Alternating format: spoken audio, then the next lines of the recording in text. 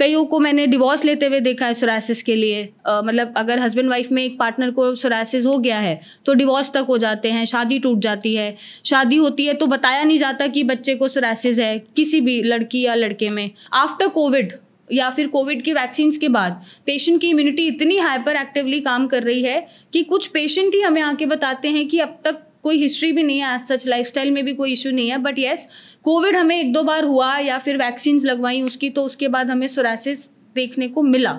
एक एटीट्यूड होता है कि होगी ही नहीं ठीक, करा लो दवाइयाँ, खिला लो किसी की भी दवाइयाँ, कितने दिन खिलाओगे, ये ठीक ही नहीं होगी। ठीक हो भी जाता है, बाई चांस ठीक हो भी गया, किस्मत अच्छी है, तो वो फिर पेशेंट को लगता है अब ये दोबारा आ जाएगा, मौसम बदलेगा दोबारा आ जाएगा, ये फिर बढ़ जाएगा, सारी दवाइयाँ यही कर रही हैं, आपने क्या अलग कर दिया, देख लेना फिर सोरासिस बढ़ जाएगा। नमस्कार दोस्तों, आपका बहुत बहुत स्वागत करता हूं हमारे पॉडकास्ट द सिया आयुर्वेदा की पॉडकास्ट के एक बहुत ही फ्रेश, बहुत ही कमाल एपिसोड में।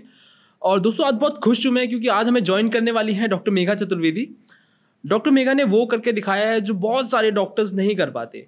इन्होंने सोरियासिस का एक ऐसा सटीक इलाज खोजा है जो कि पूरी दुनिया में बहुत सारे डॉक्टर्स नहीं करके दिखाते। तो डॉक्टर मेघा से पूछते हैं और चर्चा करते हैं सोरियासिस के विषय में आगे। Thank you first of all मुझे शो पे बुलाने के लिए और मेरा स्वागत करने के लिए। Thank you so much. तो डॉक्टर मेघा, पहला सवाल मेरा यही रहेगा कि आपने किस प्रकार से सोचा कि आप सोरियासिस के इलाज के ऊपर फोकस करेंगे और स्किन स्पेशलिस्ट बनने की प्रेरणा आपको कहाँ से मिली? अगर मैं सच बोलूँ तो मैंने कभी सोचा नहीं कि मैं स्किन स्पेशलिस्ट कभी बनूंगी या फिर मैं सोरासिस का इलाज ढूंढ निकालूंगी और फाइनली पेशेंट को आराम दे पाऊंगी। ये बस गो विद द फ्लो बोलते हैं ना, डेस्टिन्ड है कुछ चीज़। जो चीज़ होनी है वो हो जाती है। फिर मैंने during my internship, during my training, during my courses, during my medical journey मैंने पेशेंट को देखा कि सोरासिस का कोई खास इलाज उसे मिल नहीं पा रहा है। तो मुझे लगा कि पेशेंट को ऐसा कुछ देना चाहिए जो उसको साइड इफ़ेक्ट ना दे एटलीस्ट। और क्योंकि सोरासिस से बंदा इमोशनल, फिज़िकल वैसे ही टूट जाता है। सोसाइटी का प्रेशर इतना है, लोग देख के बातें बनाते हैं, तो वो बेचारा उठने बैठने लायक भी नहीं बनता है। कईयों को मैंने डिवोर्स लेते हुए देखा है सोरासिस के लिए। मतलब अगर हस्बैंड वाइफ में एक पार्टनर को सोरासिस हो गया है तो डिवोर्स तक हो जाते हैं, शादी टूट जाती है। शादी होती है तो बताया नहीं जाता कि बच्चे को सोरासिस है, किसी भी लड़की या लड़के में। और भी बहुत चीज़ें हैं कि फ्रेंडशिप टूट जाती है, लोग अच्छे से अपने आप को नॉर्मल नहीं कर पाते कि हम औरों की तरह नॉर्मल दिख रहे हैं। तो ये स्टिग्मा जब मैंने रियलाइज़ करा कि इससे लोगों की लाइफ पे बहुत असर पड़ रहा है, लोगों की लाइफ ही रुक जा रही है, थम जा रही है, तो मैंने यहाँ पे कोशिश करी। अभी भी मैं ये नहीं बोलूँगी कि मैं सारे पेशेंट को ठीक कर पा रही हूँ, ये गलत होगा, बट येस जितना रिलीफ हम दे सकते हैं मैक्सिमम पेशेंट को उतना हम कोशिश कर रहे हैं देने की। और हम चाहते हैं कि सारे ही पेशेंट ठीक हो। अगर मेरी आप बात करोगे तो वो चलते चलते, पढ़ते पढ़ते, पेशेंट देखते देखते बस चीज़ें साथ होता है ना, जैसे साथ आती चली गई, फॉर्मूला बनता चला गया, पेशेंट को आराम मिलता चला गया। कुछ पेशेंट ने सिखाया, कुछ हमने सीखा, कुछ पढ़ाई करी, तो बस ऐसे करते करते किस्मत यहाँ ले आई है। चलिए, बहुत अच्छी बात है। वैसे जो आपने किया है वो अभी तक तो बहुत ही कम डॉक्टर्स करके दिखा पाए हैं। नहीं, मैं यहाँ पे थोड़ा सा पॉज लूँगी। ऐसा कुछ नहीं है, जो भी डॉक्टर, वैसे भी कोई भी डॉक्टर नहीं चाहता उसका पेशेंट खराब हो। हालांकि मैं, हो सकता है मैं उनसे अलग कर रही हूँ, बट उन्होंने गलत करा ये कहना ठीक नहीं होगा। सब अपना अपनी साइड से जितना जिसने पढ़ा है, जितना नॉलेज है, सब अच्छा ही करते हैं। तो हाँ, हम कुछ अलग कर पा रहे हैं, बिना स्टीरॉइड्स के सोरासिस को ठीक कर पा रहे हैं। और मैं ये भी नहीं बोलती कि स्टीरॉइड देना गलत है पेशेंट में, क्योंकि इमरजेंसी कंडीशन में एक स्टीरॉइड ही हेल्प करता है, पेशेंट को जान से बचाता है। जब इरिथ्रोडर्मिक सोरासिस हो जाता है या अस्पताल जाने वाली कंडीशन हो जाती है, उसमें ऐसी ही मेडिकेशंस हमें हेल्प करती हैं पेशेंट की जान बचाने के लिए। बट लॉन्ग टर्म यूज़ हम इसका नहीं कर सकते और ये हमेशा के लिए बीमारी को नहीं ख़त्म कर सकता। तो बस हम अलग ज़रूर कर रहे हैं, बट कोई गलत कर रहा है हम ये नहीं बोल पाएंगे। चलिए, बहुत अच्छी बात बताई आपने। तो मैम बेसिकली शुरुआत से स्टार्ट करते हैं। सो फर्स्ट ऑफ ऑल हमारे व्यूअर्स को थोड़ा सा बताइए कि सोरियासिस एक्चुअल में होता क्या है, क्यों होता है, थोड़ा उसके बारे में बताएं। वैसे तो सोरियासिस एक स्किन डिसऑर्डर ही है। इसमें ऑटोइम्यून डिसऑर्डर हम इसको बोलते हैं। इसमें जैसे नॉर्मली हमारी बॉडी का काम है कि अपनी बॉडी को प्रोटेक्ट करना है किसी भी फॉरेन इन्फेक्शन से या किसी भी चीज़ से, डिफेंस मैकेनिज्म पे काम करती है। लेकिन जब इतनी हाइपर एक्टिव इम्यूनिटी है हमारी और हमारी बॉडी खुद को ही नहीं पहचान पा रही कि बचाएं या अटैक करें, तो वो खुद को अटैक करना शुरू कर देती है, खुद के स्किन सेल्स डिस्ट्रॉय कर देती है और फिर स्किन सेल्स तेज़ी से बढ़ने शुरू हो जाते हैं। नॉर्मली जब वो तेज़ी से बढ़ते हैं तो वो डेड स्किन, जो फ्लेकिंग आप देखते हैं सोरासिस में, वो फ्लेकिंग वो डेड सेल्स होते हैं स्किन के जो रैपिडली इतने बढ़ रहे हैं और वो झड़ के गिरे जा रहे हैं। तो इस तरह से इसका फॉर्मेशन शुरू हो जाता है। पस्टुलर भी होता है कई पेशेंट्स में। कई पेशेंट में सिर्फ आपको हथेली पे मिलेगा या सोल्स पे मिलेगा, कईयों को सिर्फ फिंगर्स पे मिलेगा, कईयों को स्कैल्प पे मिलेगा, किसी को पूरी बॉडी पे मिलेगा और किसी को इतना सीवियर मिलेगा कि वो बर्न जैसा बन जाता है। तो इस तरह से सोरासिस होना शुरू होता है। ठीक है, आपने बताया कि सोरासिस किस तरीके से होता है, तो सोरासिस होने के कारण क्या क्या हो सकते हैं? किसी इंसान को क्यों सोरासिस होता है?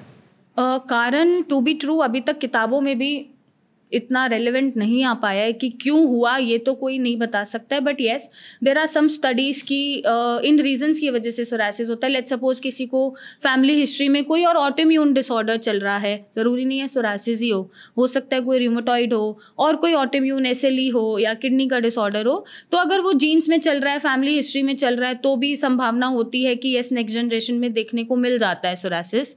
एंड कुछ लाइफस्टाइल डिसऑर्डर्स, जैसे लाइफस्टाइल में अब डेली अल्कोहल आप ले रहे हैं, आपका लिवर आपको पता है ढंग से काम नहीं करता, रोज जंक फूड खा रहे हैं, प्रोसेस फूड खा रहे हैं, स्ट्रेस लेवल बहुत है, अपना ध्यान नहीं रख पा रहे हैं, तो उन रीजंस की वजह से ट्रिगर हो जाता है। और एक रीज़न हमने ये भी देखा है कि लाइक कोविड के वैक्सीन के बाद कईयों की इम्यूनिटी इतनी हाइपर एक्टिव काम कर रही है, मतलब इतनी हाइपर एक्टिवली इम्यूनिटी फंक्शन कर रहा है बॉडी का, कि उनको बूस्टर डोजेस के बाद भी सोरासिस देखने को मिल गया है। बट एग्जैक्ट रीज़न क्यों हुआ, कैसे हुआ, ये किसी को भी नहीं पता। ये स्टडीज़ हैं और यही पेशेंट में देखने को मिलता भी है। ठीक है, तो जैसे आपने बताया कि इसमें फ्लेक्स होते हैं और किसी किसी पेशेंट के अंदर रेडनेस देखने को भी मिलती है। इसके अलावा और क्या क्या लक्षण, आम लक्षण होते हैं जो कि हम पता लगा सकते हैं कि कोई इंसान सोरियासिस से प्रभावित है? जो मेनली इसका जो एक लक्षण होता है वो यही होता है कि पैचेस के आसपास या इरप्शंस के आसपास आपको सिल्वर ग्रे कलर की फ्लेकिंग दिखेगी जो झड़ेगी या नहीं भी झड़ेगी। और इसमें कई पेशेंट को इचिंग होती है, कई पेशेंट को नहीं होती है, कईयों को बर्निंग होती है, कईयों को नहीं होती है। तो patient to patient symptoms vary कर जाते हैं। बट येस, अगर आपको पस्टुलर इरप्शंस दिख रहे हैं फ्लेकिंग के साथ या फिर पपड़ी झड़ रही है तो वो डेफिनेटली सोरासिस है।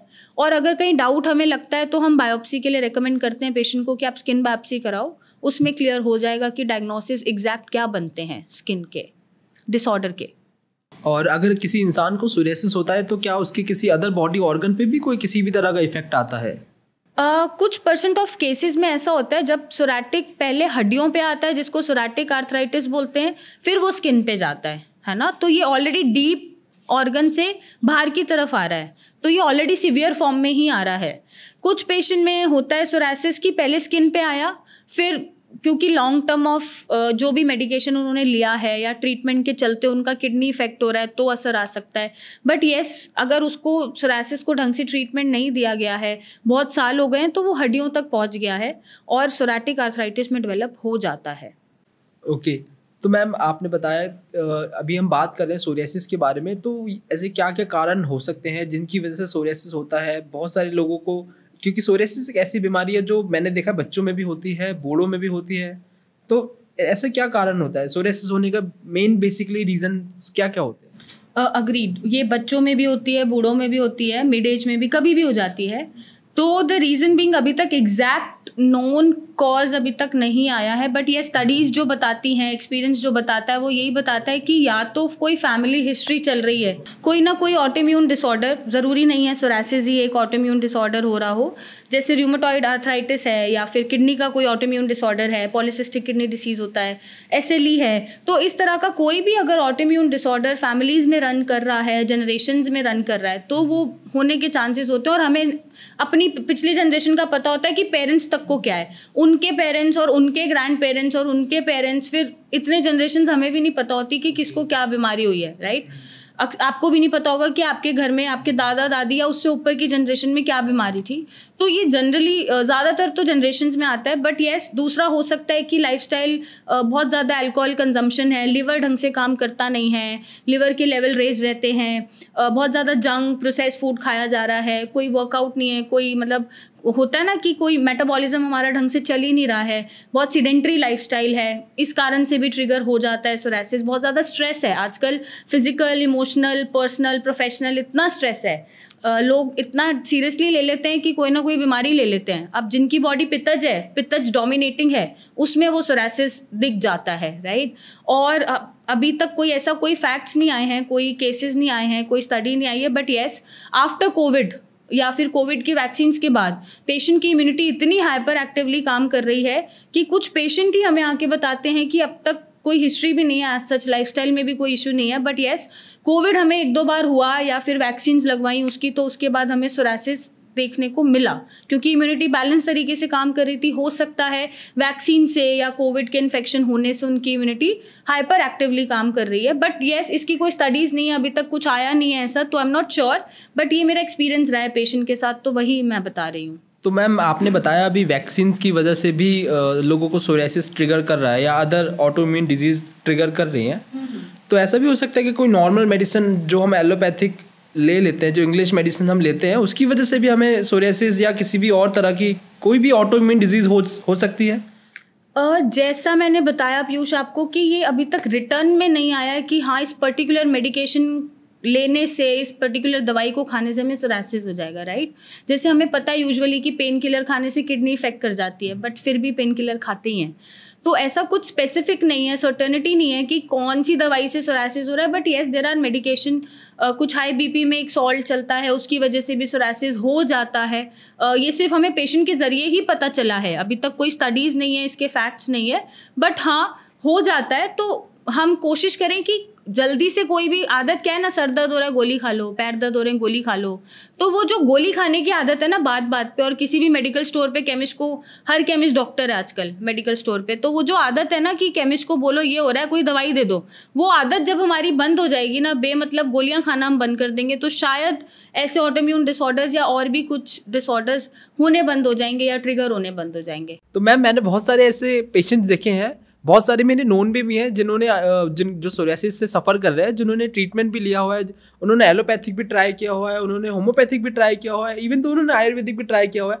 आपको कोई जड़ी बूटी कैसे मिल गई, आपको कैसे कोई मैजिक स्टिक मिल गई जो आप ठीक करते हो? मैं आया था, मैंने ओपीडी में भी पेशेंट देखे, लोग आपके पैर भी पकड़ रहे हैं, छू रहे थे ना, राइट, खींचते हुए तो नहीं देखा ना, ठीक है, खींचते भी है पैर, हाँ खींचते हुए देखा था एक पेशेंट को मैंने, वो बोल रहे थे कि इतना लंबा ट्रीटमेंट चलेगा और कितना लंबा चलेगा ट्रीटमेंट, मतलब ऐसा भी होता है क्या कुछ कि वैसे तो मुझे कोई जादू की छड़ी नहीं मिली है पीयूष, टू बी ट्रू, शायद इनकी मेहर है, वो बस इंटेंशन पे हम दवाइयाँ दे रहे हैं, काम कर रहे हैं और वो रिजल्ट्स हमें मिल रहे हैं। सारे पेशेंट मैं अभी भी बोलूँगी मैं नहीं ठीक कर पा रही हूँ, बट येस मैक्सिमम पेशेंट को हम आराम दे पा रहे हैं, इट्स लाइक 80-90% तक पेशेंट हम ठीक कर पा रहे हैं। अभी भी मेरी रीच में नहीं है, 10-20% जो पेशेंट हैं वो रीच में नहीं है, क्योंकि मे बी कुछ होता होगा, पेशेंट बहुत स्ट्रेसफुल रहते हैं या फिर बहुत सोचने की आदत उनमें है, सोरासिस जाएगा नहीं जाएगा, कब तक जाएगा, कि जो हर चीज़ से परेशान ही रहते हैं ना, जो हर चीज़ में क्वेश्चन ही ढूंढते हैं, वो may be time taking treatment उनके साथ हो जाता है और वही थोड़ा कर रहे होते हैं ओपीडी में भी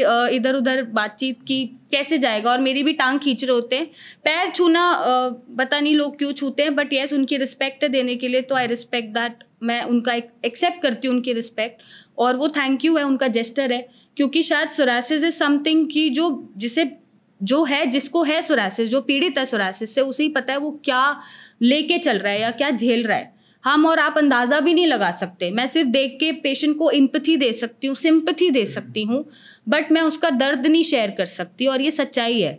तो उसे ही अंदाज़ा है कि वो क्या लेके चल रहा है अपने जहन में, अपने दिमाग में, अपने बॉडी पे, कि सोरासिस है, तो वो कैसे ही हैट्स ऑफ करती हूँ मैं तो कि इस पेन के साथ पेशेंट झेल भी लेते हैं और कोशिश भी करते हैं कि वो नॉर्मल रहे, और यही एक फंडा है सोरासिस को ठीक करने का भी, राइट मुझे इतना पता है कि मैं पेशेंट को आराम दे सकती हूँ और आयुर्वेद से ही दे रही हूँ, कोई जादू की छड़ी नहीं है। पेशेंट मेरे पास भी बहुत आते हैं कि बहुत सारी होम्योपैथी, यूनानी, नेचुरोपैथी, एलोपैथिक और आयुर्वेदा और भी बहुत जगह से लेके आते हैं, बट मुझे तो इनकी मेहर लगती है कि शायद मेहर है हम पे और वो शिफा है, शायद हम दे पा रहे हैं, पेशेंट को समझ पा रहे हैं, या पेशेंट का ट्रस्ट है हमारे ऊपर कि हम यहीं से ठीक होंगे, शायद वो भी एक रीज़न है कि हम ठीक कर पा रहे हैं। ऐसा कुछ खास नहीं है, आम प्रैक्टिशनर्स भी देते हैं और प्रैक्टिशनर्स भी दे रहे हैं आयुर्वेद की वो दवाइयाँ। अब कुछ है यूएसपी, वो मैं डिस्कस नहीं कर सकती, शेयर नहीं कर सकती, क्योंकि वही मेरी मेहनत है, वही मेरा रिसर्च है। बट येस हम आयुर्वेदा से ही सोरासिस को ठीक कर पा रहे हैं और मैं चाहती हूँ कि मैं जल्दी से जल्दी पेशेंट को सोरासिस फ्री करूँ। और ये भी एक सच्चाई है कि बिना मतलब सिर्फ मेडिकेशन, सोरासिस की दवाइयों से हम पेशेंट को ठीक नहीं कर सकते।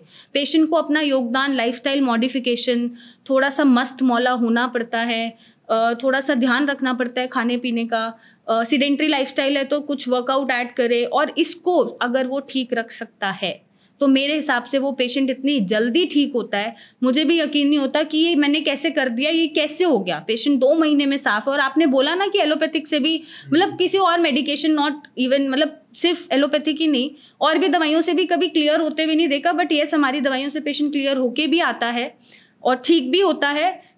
टाइम सर मेरे हाथ में नहीं है, मैं सिर्फ एक डॉक्टर हूँ, मैं भगवान नहीं हूँ। वो ये बैठे हैं, वो ये डिसाइड करेंगे कि कितना टाइम लगेगा पेशेंट को, पेशेंट कितना स्टेबल है मेंटली, क्या लाइफस्टाइल है, क्या खा रहा है, उस पर भी निर्भर करता है, पेशेंट के रिस्पॉन्स पे भी निर्भर करता है। बट येस गुस्सा तब आता है जब पेशेंट 30-40 साल से सोरासिस लेके बैठा है और वो मुझे चाहता है कि मैं 3 दिन में सोरासिस ठीक कर दूँ, तो यहाँ थोड़ा लगता है कि छोड़ दो प्रैक्टिस, मतलब हम क्यों प्रैक्टिस कर रहे हैं। ये तो बहुत नेक्स्ट टू इम्पॉसिबल वाली बात है। अगर कोई डिजीज आपको 3 साल से है या 30 सालों से है तो ऑब्वियसली वो ठीक नहीं हो सकती 3 महीनों में। बट फिर भी आपने 3 महीने आपने ज्यादा बोल दिए सर, पेशेंट चाहता है मैं 3 दिन में ठीक कर दूं। 3 दिन में कैसे ठीक होगी 30 साल पुरानी बीमारी? ये उन्हें समझना चाहिए, तो वो टाइम नहीं देते हैं और ऐसे ही पेशेंट अक्सर ठीक होने में टाइम लगाते हैं, मेरा जो एक्सपीरियंस है। तो जो भी ट्रीटमेंट आप ले रहे हो, मैं नहीं बोल रही आप हमसे ही लो या आयुर्वेद ही लो, आप होम्योपैथी भी लो, एलोपैथिक भी लो, यूनानी लो, नेचुरोपैथी लो, बट आपका ना एक भरोसा होना बहुत ज़रूरी होता है और पेशेंस होने बहुत ज़रूरी है। ये मत सोचो कि आप कब ठीक होगे। अगर ये मैं सोचती कि सोरासिस मैं शुरू कर रही हूँ, पेशेंट ठीक होंगे नहीं होंगे, तो शायद मैं इतना सक्सेस रेट दे भी नहीं पाती या पेशेंट को ठीक कर भी नहीं पाती। तो ये नहीं सोचना चाहिए कि कब तक चलेगा दवाइयाँ और कितनी दवाइयाँ खाएं, ये तो ठीक ही नहीं हो रहा। इन्होंने 6 महीने बोला था, 7 महीने बोला था। हम टाइम भी कभी पेशेंट को नहीं बोलते हैं। पेशेंट मुझसे मिलने आता है, मैं क्लियरली बोलती हूँ ठीक कब होगा ये मुझे आप बताओगे, ठीक हो जाएगा ये मैं आपको बता रही हूँ, राइट। तो बाकी पेशेंट का जितना समझ आता है, उसको जितना माइंडसेट है वो वही समझ आ सकता है। हम कोशिश ही कर रहे हैं बस उनको। मैम सॉरी आपको इंटरप्ट करूंगा, अभी आपने एक जगह मेंशन किया था कि ये पेशेंट की रिकवरी में हेल्प करता है, तो मैं जानना चाहता हूँ कि किसी की साइकोलॉजी किसी भी बीमारी को रिकवर करने में कैसे हेल्प करेगी। मतलब टू बी वेरी ऑनेस्ट, मेरे एक फ्रेंड है जो कि अभी एक एलोपैथिक डॉक्टर है, MBBS प्रैक्टिशनर है वो, बट MBBS में तो वहाँ तो ऐसी किसी भी प्रकार से कोई रिकवरी नहीं बताई जाती कि साइकोलॉजिकल किसी फैक्टर की वजह से हमें रिकवरी होती है, या ऐसा कुछ भी वहाँ तो नहीं सिखाया जाता। तो द रीज़न बीइंग, जब आप खोलेंगे भी, गूगल भी करेंगे सोरासिस को कि ये किन फैक्टर से ट्रिगर होता है, तो आपको गूगल भी दिखाएगा स्ट्रेस, राइट। तो जब हमारा फिजिकल मेंटल स्ट्रेस बॉडी में इतना बढ़ रहा होता है, कैटेकोलामाइन ज़्यादा रिलीज हो रहे होते हैं, तो ऑटोमेटिकली जो इन्फ्लेमेटरी सेल्स बढ़ जाते हैं बॉडी में और सोरासिस हमारा बढ़ जाता है। ये सिर्फ सोरासिस ही नहीं, सोरासिस में तो ये नोन फैक्ट है, लेकिन और भी बीमारियों में अगर आपका मतलब एक होता है ना वेल डिटरमिन्ड आप नहीं हैं, आप ठीक ही नहीं करना चाहते, नेगेटिव ही रहते हैं, लोग कैंसर से भी रिकवर कर जाते हैं, राइट। मेरे खुद के पापा को कैंसर हुआ हुआ और अभी ही इज़ एब्सोल्युटली फाइन, वो कैंसर भी रिकवर कर गए हैं। तो ऐसा कुछ नहीं होता कि हम नहीं लड़ सकते, वो खुद का डिटर्मिनेशन होना चाहिए। और ये ठीक होने का मतलब मेरा ये है, जैसे एक बीमारी हुई, मुझे हुई, लेट्स सपोज, मैंने बोला ठीक है इलाज करा रहे, हो जाएगी ठीक, एक ये एटीट्यूड होता है ना। एक एटीट्यूड होता है कि होगी नहीं ठीक, करा लो दवाइयाँ, खिला लो किसी की भी दवाइयाँ, कितने दिन खिलाओगे, ये ठीक ही नहीं होगी। ठीक हो भी जाता है, बाई चांस ठीक हो भी गया, किस्मत अच्छी है, तो वो फिर पेशेंट को लगता है अब ये दोबारा आ जाएगा, मौसम बदलेगा दोबारा आ जाएगा, ये फिर बढ़ जाएगा, सारी दवाइयाँ यही कर रही हैं, आपने क्या अलग कर दिया, देख लेना फिर सोरासिस बढ़ जाएगा। तो ये जो एटीट्यूड है ना टूवर्ड्स ट्रीटमेंट, टूवर्ड्स डिसीजेज, ये हमें ठीक करना पड़ेगा, क्योंकि आगे क्या होने वाला है बॉस वो किसी को नहीं पता, नॉट इवन माई सेल्फ, मुझे भी नहीं पता मेरे साथ क्या होने वाला है, मुझे भी नहीं पता। आज मैं हूँ आपके साथ, कल मैं नहीं हूँ। चलते चलते एक्सीडेंट हो गया, कुछ भी हो गया, कोई दुर्घटना हो गई, कुछ भी ट्रेजेडी हो गया, तो वो किसी को नहीं पता कि क्या हो सकता है। बट येस, हम एक सोच तो रख सकते हैं ना कि कल अच्छा होगा। तो वो जब सोच आ जाएगी और सोरासिस के बारे में हम सोचना ही बंद कर देंगे कि सोरासिस है, हाई सोरासिस है, हाई सोरासिस है, तो वो चिपका रहेगा और आप इसको इंपॉर्टेंस देना बंद कर दो। बिलीव मी, ये कब गायब हो जाएगा शायद हमारे लिए भी वो सरप्राइजिंग होता है कि अरे वाह, ये तो मैजिक हो गया। मैम आप प्लीज पानी पीजिए। मैं अपने दर्शकों से कुछ बात करना चाहता हूँ। तो अभी मैम ने जस्ट बताया कि एक साइकोलॉजी जो होती है पेशेंट की रिकवरी में बहुत ही इंपॉर्टेंट रोल प्ले करती है। तो आप लोगों को भी मैं यही बताना चाहता हूँ कि अगर आप कहीं से भी ट्रीटमेंट ले रहे हैं, मे बी अगर आपका ट्रीटमेंट मैम के पास चल रहा है या आप कहीं से कोई अदर किसी भी पैथी में कोई भी किसी भी तरीके का ट्रीटमेंट ले रहे हैं, तो प्लीज़ याद रखिए कि वो डॉक्टर है, वो भगवान नहीं है। उनके पास कोई भी एक्चुअल में किसी भी तरह की जादू की छड़ी नहीं है कि अगर वो छड़ी घुमाए और आप ठीक हो जाओगे। थोड़ा सा आपको पेशेंस रखना पड़ेगा, थोड़ा सा आपको खुद को पॉजिटिव थिंकर बनना पड़ेगा। इसी तरीके से आपकी रिकवरी आगे जाके बहुत अच्छी होगी। अगर आपकी रिकवरी नहीं रहेगी, अगर आप खुद पॉजिटिव नहीं रहोगे तो रिकवरी भी नहीं होगी। इसीलिए ट्रीटमेंट हम एक 50% पार्ट होता है ट्रीटमेंट का, जैसा कि अभी हमें मैम ने बताया, और 50% पार्ट हमारी खुद की साइकोलॉजी का होता है रिकवरी में। इसलिए मैं चाहता हूँ अपने दर्शकों से कि प्लीज़ अगर आप कहीं से भी किसी भी तरीके का कोई भी ट्रीटमेंट ले रहे हो, सोरासिस या किसी भी तरह की किसी अदर ऑटो इम्यून डिजीज़ के लिए, तो थोड़ा सा पेशेंस रखिए, थोड़ा सा पॉजिटिव रहिए और सारी चीज़ें ऊपर वाले के पास छोड़ दीजिए। मैम इसके साथ ही एक क्वेश्चन मैं आपसे और पूछना चाहूँगा। हमारे दर्शकों को प्लीज़ बताइए कि वो क्या क्या लाइफस्टाइल चेंजेस हो सकते हैं वो हमें करने चाहिए सोरासिस या किसी भी तरीके की ऑटो इम्यून डिजीज जिससे हम बच सके। वैसे तो lifestyle changes disease to disease vary कर जाते हैं ना, बट अगर मैं सोरासिस की बात करूं तो यस, जैसे पेशेंट का होता है ना कि डेली बेसिस पे packed food, frozen food, pizza, burger, बाहर का खाना डेली चल रहा है। कभी कभार अच्छा लगता है पेट को भी और जीभ को भी, बट वो जब डेली चलता है दोनों टाइम तीनों टाइम, तो वो कोई ना कोई साइड इफेक्ट दे के जाता है बॉडी में। कुछ ना कुछ ऐसी जीन्स एक्टिवेट कर देता है या ऐसी बीमारियां एक्टिवेट कर देता है जो कभी सोची भी नहीं होती। इवन मैं भी डेली बेसिस पे अगर कंज्यूम करूँ जंक फूड, प्रोसेस फूड, तो मुझे भी कोई ना कोई कॉम्प्लिकेशन होगा, राइट। एनिमल प्रोटीन लेना वो बंद कर सकते हैं, रिड्यूस कर सकते हैं, या उसका तरीका बदल सकते हैं, राइट। अगर दूध नहीं पता होता है हमें कि हमारा पेट दूध झेलेगा या नहीं झेलेगा, तो दूध बंद कर सकते हैं, है ना। अल्कोहल बहुत ज़्यादा कंजम्पशन बहुत है, अगर डेली बेसिस पे है या बहुत ही है, तो वो तो एकदम ही स्टॉप कर दें। थोड़ा बहुत ले सकते हैं? नहीं, थोड़ा बहुत भी नहीं सर, जहर है। बीमारी में जहर है, इतना हो चाहे इतना हो, काम जहर का ही करेगा। मैं एक चीज़ पूछना चाहूँगा, सॉरी टू इंटरप्ट यू। मैंने खुद बहुत सारे लोगों के से सुना है कि बोला जाता है ना वाइन लेने से स्किन की क्वालिटी बहुत अच्छी होती है, ना आप एक स्किन स्पेशलिस्ट है, तो मैं जानना चाहता हूँ कि क्या एक्चुअल में ऐसा होता है कि हमारे दर्शकों को प्लीज़ बताइए। नॉर्मल लोगों में वाइन लेने से ब्लड सर्कुलेशन इन्हांस होता है, वो भी सिर्फ इतनी सी घूंट भर प्रसाद की तरह। बट सोरासिस के पेशेंट में वाइन जहर का काम करेगी। अच्छा। क्योंकि बॉडी में ऑलरेडी इन्फ्लेमेशन है, अल्कोहल पी के हमारे फिर लिवर की फंक्शनिंग हैम्पर होती है और इन्फ्लेमेशन बढ़ती है, और ये सारी इन्फ्लेमेशन बढ़ाने वाली चीज़ें बॉडी में, तो वो हमें अवॉइड करनी है। आप वाइन लीजिए, नॉर्मल लोग ले सकते हैं वाइन अगर उनका पर्सनल चॉइस है तो, और वो घूंट दवाई की फॉर्म में इट्स गुड। बट वो जब कोई भी चीज़ जब अपनी बोलते हैं ना नॉर्मल अमाउंट से ज़्यादा हो जाती है, तो ज़्यादा मीठा भी डायबिटीज़ कर देता है। तो वही चीज़ है सर कि ज़्यादा जो नॉर्मल अमाउंट से कोई भी चीज़ हम कंज्यूम कर रहे हैं ज़्यादा, चाहे अल्कोहल ही क्यों ना हो, तो वो कहीं ना कहीं हार्म देगी। वो तो स्ट्रिक्टली मैं मना करूँगी कि ना लें।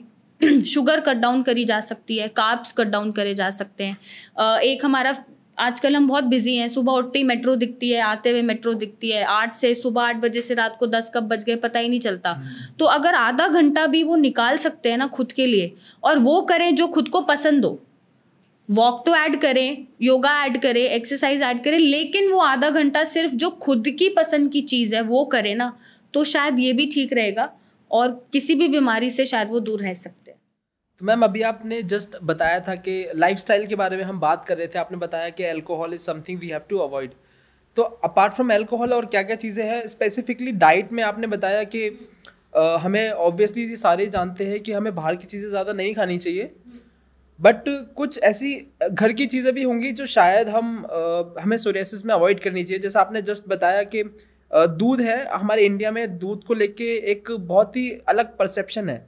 दूध हम बहुत सारे इंडियंस, इवन तो बहुत सारे एडल्ट्स, हम लैक्टोज इंटॉलरेंस होते हैं, हम डाइजेस्ट नहीं कर पाते अच्छी तरीके से, फिर भी हम दूध पीते हैं क्योंकि हमारा परसेप्शन अलग है। ये मेरा क्वेश्चन है आपसे, क्यों? जब आपको पता है आप इंटॉलरेंट हैं तो आप दूध क्यों पी रहे हैं? मैम, हमें तो मम्मी ने बताया दूध पीना हेल्दी होता है। ठीक है, मम्मी को ये एपिसोड दिखाना। ऐसा ज़रूरी नहीं है दूध पीने से ही सब कुछ हो सकता है। दूध में लैक्टोज डिहाइड्रोजनेस एक एंजाइम होता है, राइट? और जो दूध निकलता है वो बेसिकली एनिमल का ही दूध है, और वो उसके बछड़े के लिए बना हुआ है। चाहे गाय है चाहे भैंस है, उसके बच्चे के लिए बना हुआ है। एनिमल का बॉडी स्ट्रक्चर हमारे बॉडी स्ट्रक्चर से बहुत अलग है। तो ज़रूरी नहीं है कि जो उसकी बॉडी रिक्वायरमेंट है ग्रोथ की, वो हमारी भी हो। और इतना भारी है वो डाइजेस्ट करने के लिए लैक्टोज, कि सबका जो एब्डोमेन है, स्टमक है, वो एंजाइम नहीं बना पाता जो उसको वो डाइजेस्ट कर ले। इसलिए हम इंटॉलरेंट होते जा रहे हैं।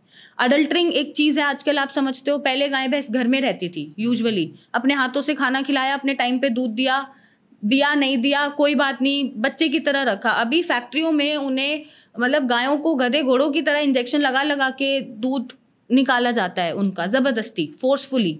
तो कहीं ना कहीं उसका असर कहीं तो दिखेगा। और यही शायद एक रीज़न है कि लैक्टोज इंटॉलरेंस अब ज़्यादा मिल रही है बच्चों में। इवन मेरा बच्चा भी दूध नहीं पचा पाता है। तो ये चीज़ है, शायद हमें समझनी पड़ेगी कि दूध पीना ही सब कुछ नहीं है। दूध को आप रिप्लेस कर सकते हैं। सोया मिल्क ले लो, आलमंड मिल्क ले लो, दही ले लो, छाछ ले लो, पनीर ले लो। तो जितनी चीज़ें दूध में मिल रही हैं वो उससे मिल जाती हैं। वो छोड़ना ज़रूरी है अगर आप इंटॉलरेंट हैं, राइट?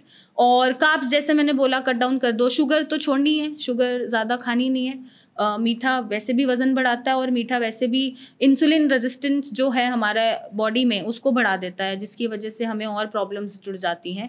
तो उससे तो बचना ही है।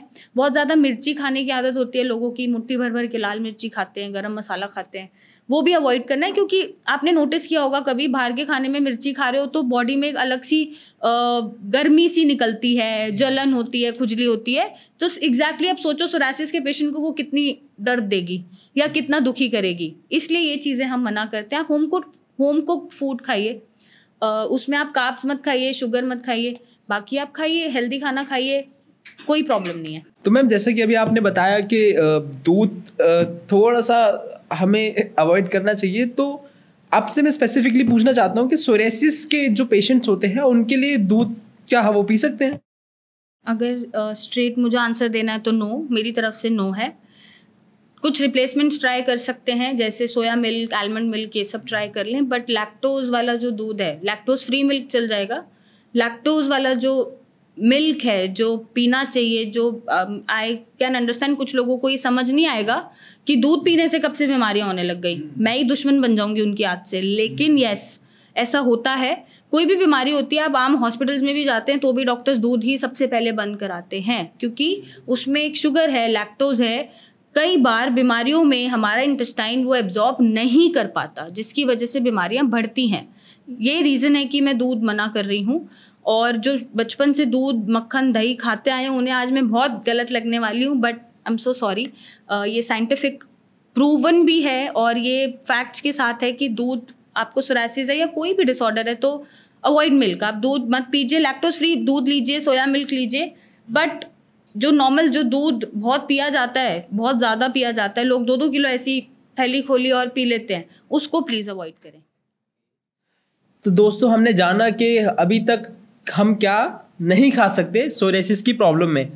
तो मैम, अब मैं जानना चाहूँगा हमारे दर्शकों को, प्लीज़ आप बताइए कि वो क्या चीज़ें हैं जो हम खा सकते हैं सोरियासिस में। आपने तो बहुत सारी अनहेल्दी चीज़ों को हेल्दी और हेल्दी चीज़ों को अनहेल्दी बता दिया, तो प्लीज़ बताइए दर्शकों को कि क्या चीज़ें ऐसी हैं जो हम डाइट में अपनी ले सकते हैं इफ़ इन केस हम सोरियासिस से सफर खा सकते हैं। होम कुक फूड, आप कार्ब्स को छोड़ के, शुगर को छोड़ के, जैसे आलू मत खाओ, बैंगन मत खाओ, बहुत ज़्यादा खट्टी चीज़ें मत खाओ। नॉर्मल दाल, दलिया, सब्जी, रोटी, हरी सब्जियाँ, तरह तरह की जो भी सब्जी हैं, आलू बैंगन छोड़ के कुछ भी खा लो। टमाटर का कम से कम यूज़ करो, यूज़ कर रहे हैं तो सीड्स निकाल के यूज़ करें, उससे पथरी भी नहीं होगी, एक और बेनिफिट है।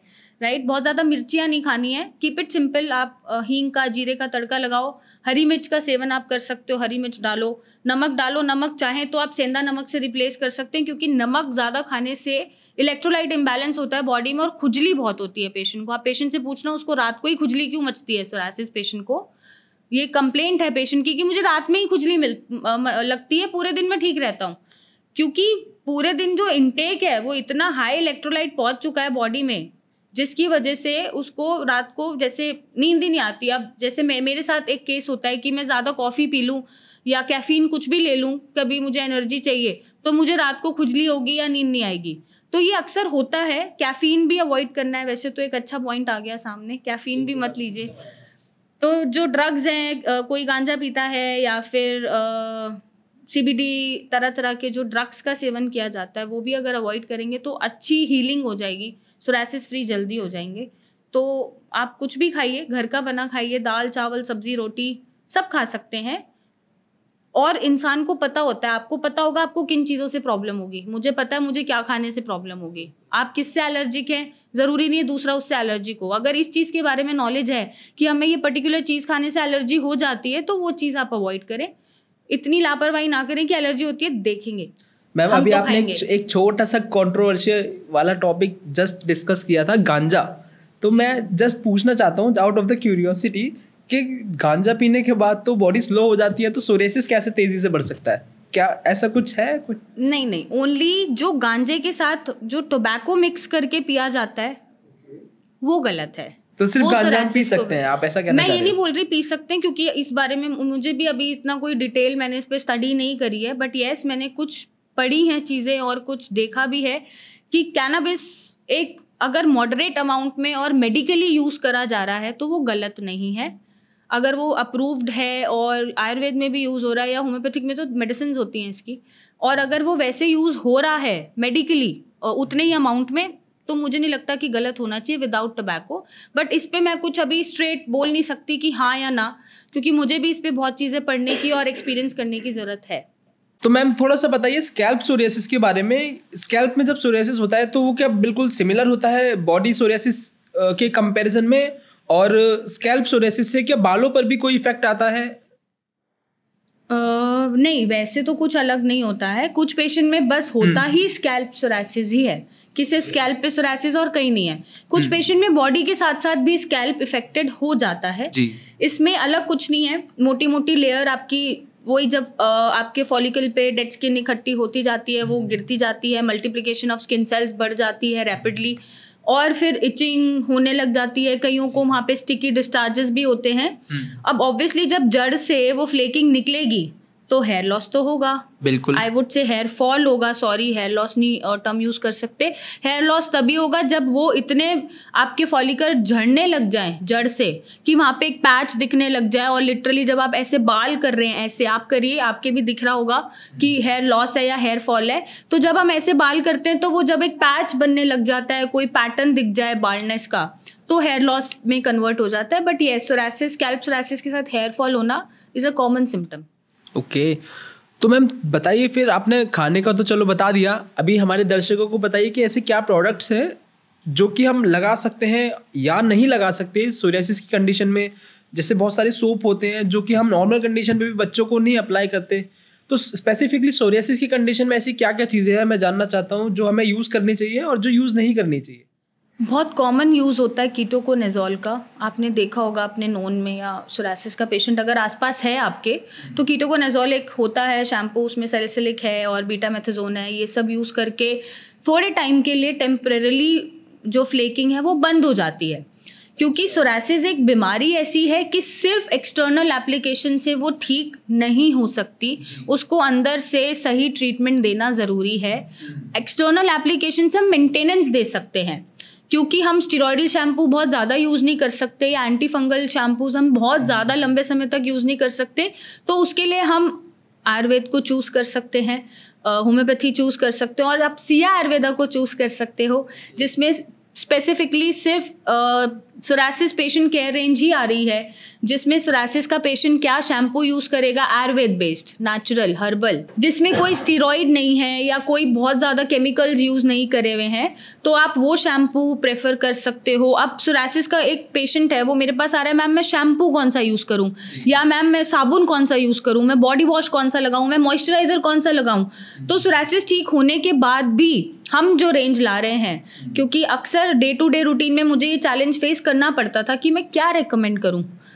मार्केट में जो है वो सब यही है जो आपको भी दिखता है, जो मुझे भी दिखता है, फिर हमें एलोपैथिक पे ही जाना पड़ेगा या बहुत महंगे प्रोडक्ट्स को चूज़ करना पड़ेगा। तो हम एक ऐसी रेंज लाए हैं सोरासिस पेशेंट को देखते हुए जो वो ईजिली अफोर्ड कर सकता है, केमिकल फ्री है, और वो आफ्टर सोरासिस ठीक होने के बाद भी क्या क्रीम यूज़ करनी है हम देंगे, किससे नहाना है वो हम देंगे। जैसे बच्चों का रेंज आता है कि ये बेबी रेंज है, इसी से नहलाओ, ये क्रीम लगाओ, ये पाउडर लगाओ। तो सोरासिस के पेशेंट आफ्टर सोरासिस क्या यूज़ करेंगे और ड्यूरिंग सोरासिस क्या यूज़ करेंगे वो हम देंगे, ताकि वो किसी भी केमिकल या हमें नहीं पता प्रोडक्ट में क्या है, बट पेशेंट मुझसे ठीक हो रहा है तो शायद उसको ये ट्रस्ट होगा कि मैम कुछ गलत नहीं देंगे ठीक होने के बाद।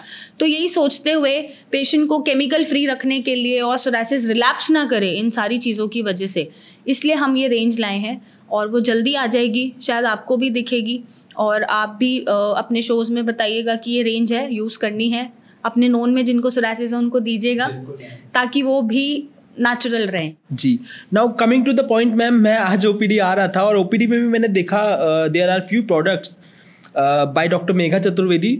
सो ये प्रोडक्ट्स लॉन्च करने का आपके माइंड में कहाँ से आया? As I said, day to day routine जो मैंने देखा, चैलेंज फेस करा पेशेंट को कि ठीक है पेशेंट दवाइयों से ठीक तो हो रहा है, लेकिन फिर वही क्वेरीज अटक जाती थी, मैम शैम्पू कौन सा यूज़ करूँ, मैं वही यूज़ कर लूँ, कीटोकोनाजोल यूज़ कर लूँ, या जो एंटी फंगल शैम्पू चल रहा है वही यूज़ कर लूँ, वही क्रीम लगा लूँ, तो मैं क्या लगाऊँ। वो परेशान होता है और वो ढूंढता है, फिर वो तरह तरह के एक्सपेरिमेंट करता है और वो सोरासिस बढ़ा के लाता है और मेरी टेंशन बढ़ाता है। तो अपनी टेंशन कम करने के लिए मैंने रेंज ही ले आया, एक रेंज उतार दी जो सिर्फ सोरासिस पेशेंट ही यूज़ करेंगे, और इससे वो शायद केमिकल फ्री रहेंगे, केमिकल से बचे रहेंगे, बहुत स्टीरॉइड से बचे रहेंगे, और कोई लॉस नहीं है। और हमारा जो प्रोडक्ट्स हैं वो हेयर फॉल अगर हो रहा है नॉर्मल स्कैल्प सोरासिस के साथ या सोरासिस के साथ, उसको भी रोकेगा। तो अभी एकदम अगर कोई 6 स्टेज पे पहुंच गया है, एकदम ही बाल्डनेस है, तो हम नया बाल नहीं रीग्रो कर सकते, राइट। बट एक स्टेज तक, एक सर्टेन एज तक, अगर हम 20s में, 30s में, 40s में और हमें पता है कि हमारा हेयर लॉस हो रहा है, हेयर फॉल हो रहा है, तो हम उसको रोक ज़रूर सकते हैं ताकि वो इतनी बड़ी स्टेज तक ना जाए। जितना हो गया उतना हो गया, हम नया बाल नहीं लाएंगे, but we can reduce, we can control your hair fall. और हम उसको आयुर्वेद के तरीके से करना चाहते हैं कि जब इतनी ब्रांड्स आ रही हैं, इतने केमिकल्स आ रहे हैं, एलोपैथिक आगे आ रही है, तो वाई नॉट आयुर्वेदा से करके दिखाते हैं। जी बिल्कुल। तो मैम एक क्वेश्चन और है मेरा कि आपने जो रेंज ये लॉन्च करी है, इसमें कि क्या ऐसा भी कुछ है कि बच्चों के लिए कुछ अलग प्रोडक्ट्स हैं और बड़े लोगों के लिए कुछ अलग प्रोडक्ट्स हैं, या सबके लिए सेम ही प्रोडक्ट आप यूज़ कर रहे हैं? सून आपने आशीर्वाद दे ही दिया है, तो बच्चों के लिए भी प्रोडक्ट्स आएंगे और भी प्रोडक्ट्स आते रहेंगे। बट फिलहाल सोरासिस के पेशेंट की ज़रूरत है, तो सोरासिस के पेशेंट को पहले आराम देना चाहेंगे। ओके, तो ये जो प्रोडक्ट्स हैं ये कोई एज रिस्ट्रिक्टेड नहीं है, मतलब अगर कोई 5 साल के बच्चे को सोरासिस की प्रॉब्लम है वो भी यूज वो यूज कर सकता है। ओके, अगर बच्चे को सोरासिस है तो उसको क्या क्रीम लगाना है, किससे नहलाना है, वो यूज कर सकता है। उस पर्टिकुलर सोरासिस केयर रेंज में कोई एज बैरियर नहीं है, वो बच्चा भी यूज़ कर सकता है, ओल्ड पीपल भी यूज़ कर सकते हैं, मिड एज वाले भी यूज़ कर सकते हैं। तो उस पर्टिकुलर उस सोरासिस पेशेंट के लिए कोई बैरियर नहीं है। ओके, बहुत अच्छी बातें बताई मैम आपने। अब थोड़ी सी बातें मैं और आपसे जानना चाहूँगा, तो थोड़ा सा बताइए, स्कैल्प के बारे में डिस्कस करते हैं। ऐसी क्या क्या घरेलू चीज़ें हो सकती है, मैं जानना चाहता हूँ आपसे, और हमारे दर्शक भी जानना चाहते हैं, जो कि हम खुद से घर पे अपने एटलीस्ट सोरासिस को मैनेज कर सकें जब तक हम ट्रीटमेंट स्टार्ट नहीं कर पा रहे। तो ऐसी क्या होम रेमेडीज़ काइंड ऑफ चीज़ें होती हैं जो कि हम अपनी स्कैल्प पर स्पेसिफिकली अप्लाई करें, जिससे कि हमारा थोड़ा सा सोरासिस मैनेज हो सके? वैसे तो 10-20% डाइट करके आपको फ़र्क दिखना शुरू हो जाता है। ये पेशेंट के ही वर्ड है कि सिर्फ डाइट फॉलो करिए 10-20%। हाँ, तो 10 15-20% तक आराम आपको डाइट मैनेजमेंट से ही मिल जाता है। बट येस, आप जैसे बहुत खुजली है स्कैल्प में, तो तेल कौन सा यूज़ करना है? आप नारियल का तेल जनरली मैक्सिमम जनता यूज़ करती है, तो आप कोई भी नारियल के तेल में कपूर मिला के यूज़ कर लो, वो जलन, फ्लेकिंग, डैंड्रफ जो बन रहा है वो कम कर देगा। ऐसे तरीके हम अपना सकते हैं। क्विन सीड आती हैं, उसको हम पानी में भिगो के उस पानी से अपना हेड वॉश कर सकते हैं। तो ऐसे तरीक़ों से हम घरेलू नुस्खे अपना के भी थोड़ा जो इचिंग हो रहा है या फ्लेकिंग हो रहा है उसको कंट्रोल कर सकते हैं। जो हेयर फॉल हो रहा है उसको कंट्रोल करा जा सकता है। ओके, तो मैम आप हमारे दर्शकों के लिए एक छोटा सा एग्जाम्पल मैं आपके लिए सेट करना चाहूँगा। तो अगर मैं आपके सामने कंडीशन रखता हूँ कि सपोज एक पेशेंट है जो आपके पास आए और उनको रेडनेस भी है बॉडी पर, ठीक है, उनको सिल्वर स्केलिंग भी हो रही है, उनको इचिंग भी है। तो ऐसा सबसे पहले जब आप इस तरीके के पेशेंट को देखते हो तो आपके माइंड में क्या आता है? आपके माइंड में सोरियासिस आता है या कुछ सिमिलर डिजीज जैसे एक्जिमा होता है? तो आपको कैसे आइडेंटिफाई होता है और आपके सबसे पहले थॉट माइंड में क्या आता है कि ये सोरियासिस है, या कैसे आप? एक्जिमा तो फॉर श्योर नहीं आता, क्योंकि एक्जिमा में सिल्वर फ्लेकिंग नहीं होती, राइट। अगर पेशेंट में फ्लेकिंग है तो वो डेफिनेटली मतलब जो नोन केस है सोरासिस का। बट जहाँ पे हमें ऐसा नहीं है कि हाँ हम आंखों से स्कैन करके बता सकते हैं क्या है क्या नहीं, कभी कभार हमसे भी गलती होती है या हमें भी जज करने में प्रॉब्लम आती है, हम भी इंसान ही है। तो जहाँ हमें डाउट होता है वहाँ हम पेशेंट को बायोप्सी रेकमेंड कर देते हैं। तो यूजुअली सोरासिस जो है लाइकन प्लैनस से क्लैश हो जाता है कभी कभार, कि लाइकन प्लैनस भी पेशेंट को हो सकता है, बट उसके भी eruption somewhat similar to psoriasis होते हैं। देन डर्माटाइटिस एक है, बट डर्माटाइटिस में फ्लेकिंग नहीं होती है, सिर्फ सोरासिस में ही पपड़ी झड़ती है। तो अगर अभी कभी भी मुझे लगता है कि मैं डाउटफुल हूँ 1% भी, तो मैं पेशेंट को बायोप्सी रिकमेंड कर देती हूँ। तो आप पहले बायोप्सी कराएं और फिर हम देखेंगे क्या रिपोर्ट्स आ रही हैं, उसके बेसिस पे ट्रीटमेंट चलाएंगे। जी, तो बायोप्सी के अलावा ऐसा और भी कोई अदर टेस्ट होता है जिससे हम आइडेंटिफाई कर सकते हैं कि ये डिजीज है स्पेसिफिकली सोरियासिस है या कोई other? Nothing, only the skin biopsy. उसी से टेस्ट से ही पता चलेगा कि जो इरप्शंस हैं वो किस बीमारी के हैं। बट येस, आप साथ में सपोर्टिव टेस्ट करा सकते हो, जैसे लिवर डीअरेंज है या नहीं, LFT करा लिया, CBC करा लिया देखने के लिए कि आयरन कम है, हीमोग्लोबिन कितना है, विटामिन D, B12 की डेफिशिएंसी है या नहीं। क्योंकि न्यूट्रिशनल डेफिशिएंसीज को जब हम फास्ट कर देते हैं या न्यूट्रिशनल डेफिशिएंसी को रिकवर, मतलब न्यूट्रिशनल डेफिशिएंट है पेशेंट, हमें पता है B12 और D कम है, हमने वो लगा दिया सप्लीमेंट तो रिकवरी बढ़ जाती है क्योंकि इम्यून रिस्पॉन्सेज अच्छे हो जाते हैं। तो वो सपोर्टिव टेस्ट होते हैं, लेकिन स्पेसिफिकली कि जानना है बीमारी में क्या है तो उसके लिए सिर्फ बायोप्सी। मैम, एक आपका पॉइंट पकड़ा है मैंने अभी, जस्ट आपने बताया कि अगर हम किसी भी तरह के सप्लीमेंट्स अगर हम चलाते हैं तो हमारी इम्यून सिस्टम स्ट्रांग हो जाता है, बट यहाँ तो इम्यून सिस्टम ऑलरेडी स्ट्रांग है, हाइपर एक्टिव है, हमें उसे बैलेंस करना है, राइट। तो इससे सोरियासिस बढ़ने के चांसेस नहीं होते। नो, इट्स दैट कि your immune system is working efficiently, nothing hyper active, nothing hypo active, कि ना ज़्यादा काम कर रहा है या ऊपर काम कर रहा है, ये एफिशिएंटली काम कर रहा है, जितनी बॉडी को ज़रूरत है उतनी ही ये और उस तरीके से काम कर रहा है। तो विटामिन D अगर हम लगा दें साथ में, अगर डेफिशिएंट है पेशेंट, या B12 अगर डेफिशिएंट है और वो लगा दें, आयरन लगा दें, तो उसकी हीलिंग अच्छी हो जाती है, इन्फ्लेमेशन कम हो जाती है, लिवर अच्छे से काम करता है, तो ऑटोमेटिकली हमें रिजल्ट्स देखने मिल जाते हैं। मैम, एक आर्टिकल पढ़ रहा था मैं, हमारे एक व्यूअर ने हमें भेजा था, तो ऑलमोस्ट 90% जो लोग होते हैं उनमें विटामिन B12, विटामिन D3 की डेफिशिएंसी होती है। तो मैं अपने दर्शकों की तरफ से पूछना चाहता हूँ आपसे कि अगर हमें नहीं पता, हमने टेस्ट नहीं कराया हुआ कि हमें डेफिशिएंसी है, हमें नहीं है, इम्यून सिस्टम कैसे काम कर रहा है हमें नहीं पता, तो क्या एक सोरियासिस पेशेंट अगर वो ऐसी चीजें कंज्यूम करता है जिससे कि विटामिन B12 की हमारी बॉडी में रिकवरी होती है और अगर वो सफिशिएंट भी है बॉडी के अंदर, तो क्या उसके कोई नुकसान होते हैं सोरियासिस के ऊपर स्पेसिफिकली? हाँ, मतलब आप ओवरडोज नहीं कर सकते। अगर लेवल्स, वैल्यूज लिमिट में है, जो रेंज होनी चाहिए बॉडी में, उससे ज़्यादा है तो यस, पेशेंट को हो सकता है रेस्टलेसनेस बन जाए या इचिंग बढ़ जाए या सोरासिस भी बढ़ जाए, तो आप ओवरडोज नहीं कर सकते। It should be N adequate amount और वो रिपोर्ट्स करा के ही आप जज कर पाओ। बट मैंने तो कहीं पर ये भी पढ़ा था कि बॉडी तो उतना ही एब्जॉर्ब करती है जितना बॉडी को रिक्वायरमेंट होती है, तो एब्जॉर्प्शन खराब भी तो हो सकती है ना, हो सकता है आपके इंटेस्टाइन का एब्जॉर्प्शन इतना वेल मार्क्ड ना हो हो सकता है चीज़ें जो आप ले रहे हैं वो एब्जॉर्ब नहीं हो रही है बॉडी में, निकले जा रही है बॉडी से विदाउट एब्जॉर्प्शन और एसिमिलेशन, तो बहुत चीज़ें फैक्टर फिर निर्भर हो जाते हैं उस पर, और हम रिस्क नहीं लेते ओवरडोज करने का।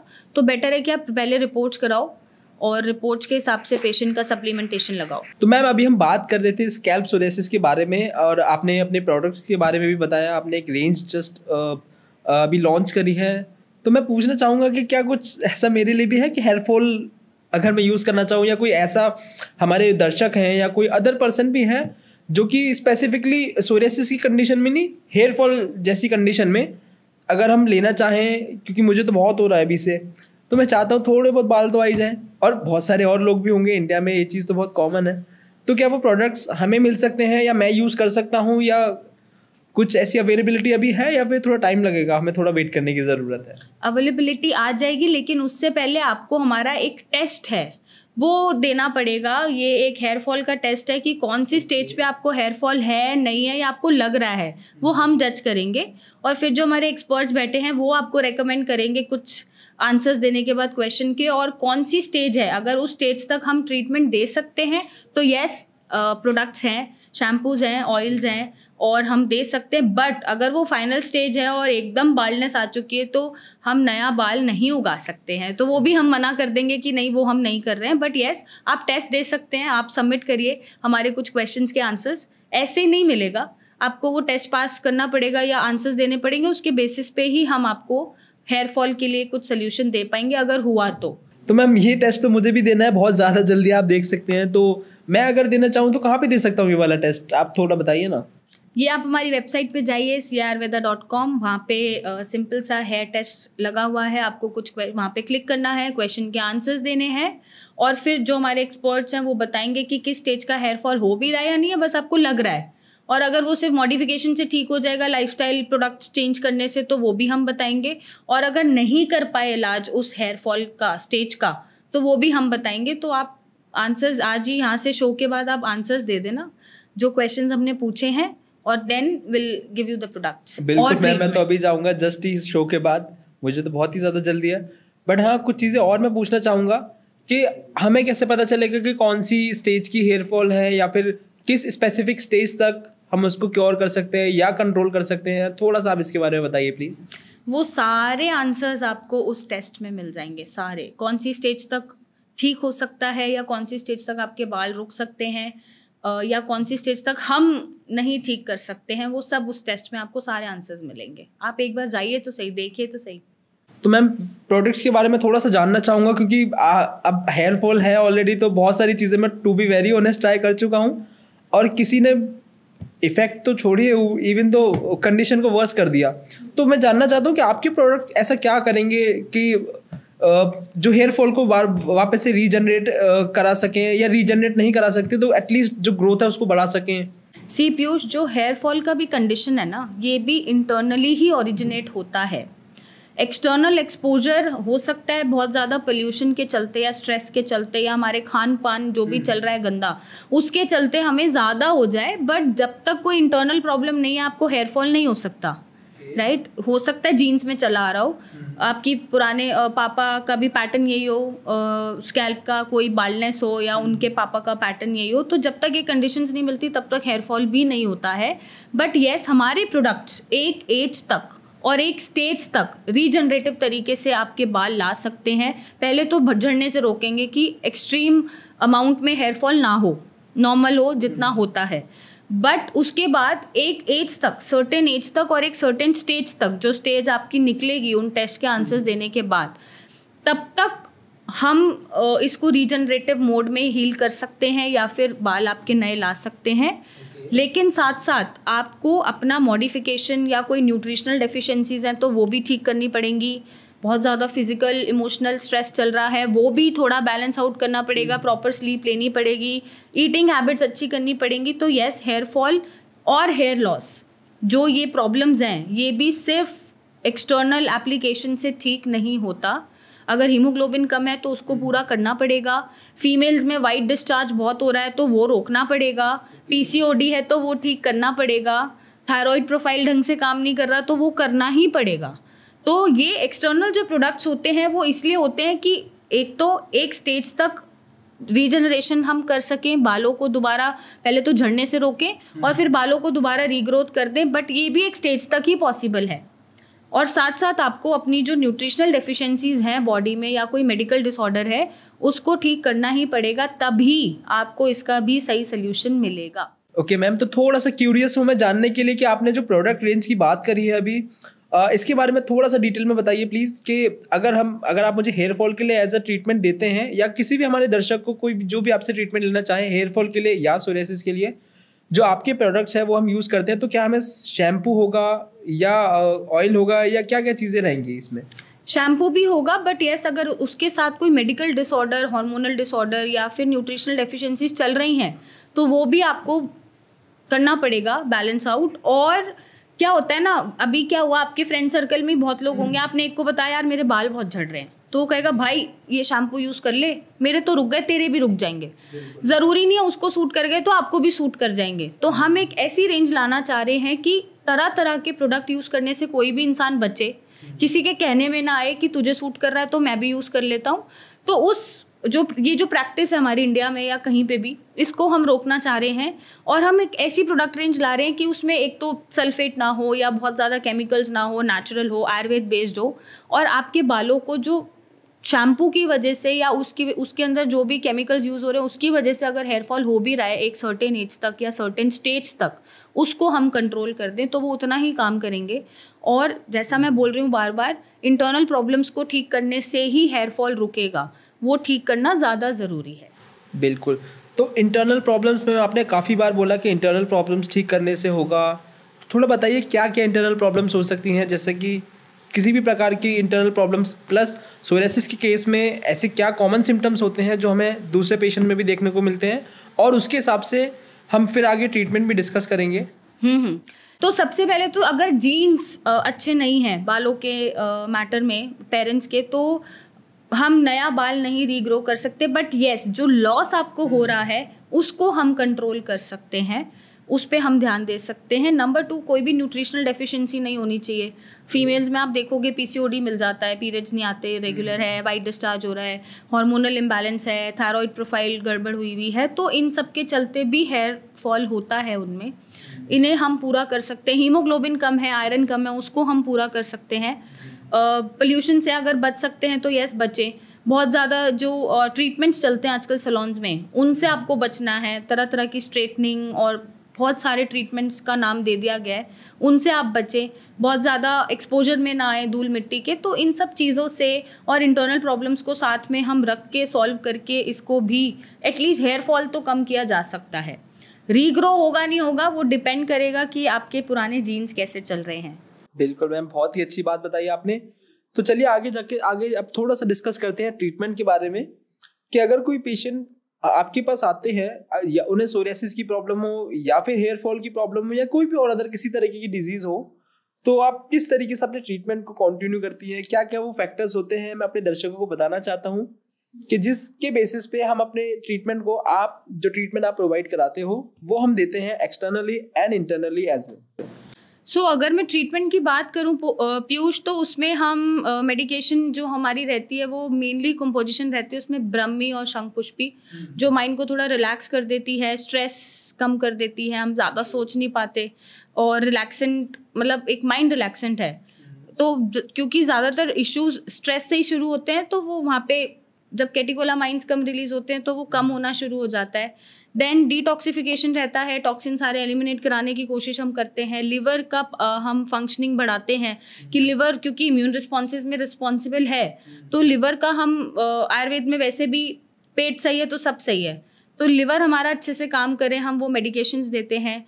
एक हम ब्लड प्योरिफिकेशन के लिए हम अपना सिरप डालते हैं जिसमें हम कुटकी, चिरायता ये सब यूज़ करते हैं। तो साथ में जैसा मैंने बोला विटामिन डी कम है वो लगाते हैं, आयरन कम है वो लगाते हैं, विटामिन B12 कम है तो वो पूरा करते हैं। तो ऐसे करके हम इंटरनली कोशिश करते हैं कि इम्यूनिटी को बैलेंस आउट कर सकें और सोरासिस ठीक कर सकें, चाहे सोरासिस हो या फिर हेयर फॉल भी हो।